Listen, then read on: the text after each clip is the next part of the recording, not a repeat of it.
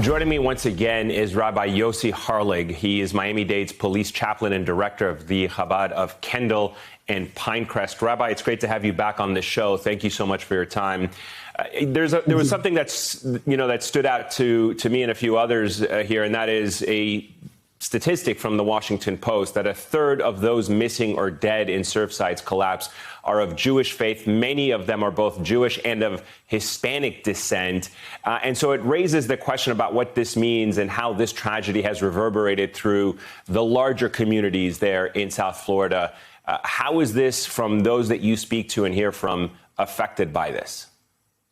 It's not only from the South Florida community, it's really from all over the world.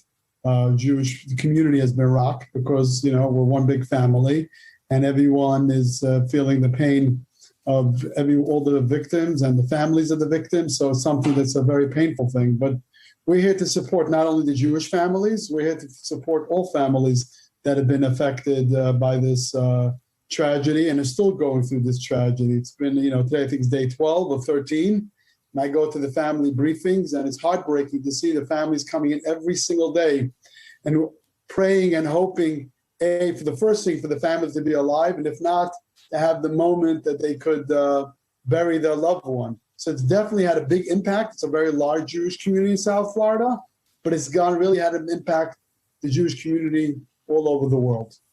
Rabbi, as a spiritual man, a lot of people sometimes turn to you for answers to difficult questions and trying to understand why something like this would happen, especially with all the warning signs that people have been talking about. Is understanding faith key to understanding the depth of this tragedy? And how does it help inform your conversation with families waiting for news or seeking closure for their loved ones?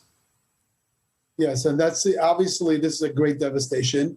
And it's, as spiritual leaders and rabbis, our number one priority is to be there for the people. It's not there really to explain why God does things and why things happen. Our responsibility, number one, is to be there for people. So we really are staying in the moment with them. We cry with them. We pray with them.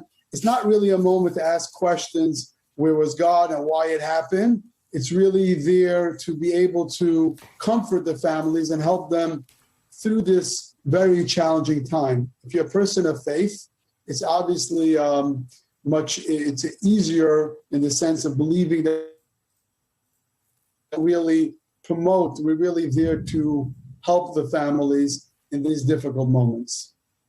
All right, Rabbi Yossi Harlig, sir, thank you so much for your words. Thank you so much for your time once again.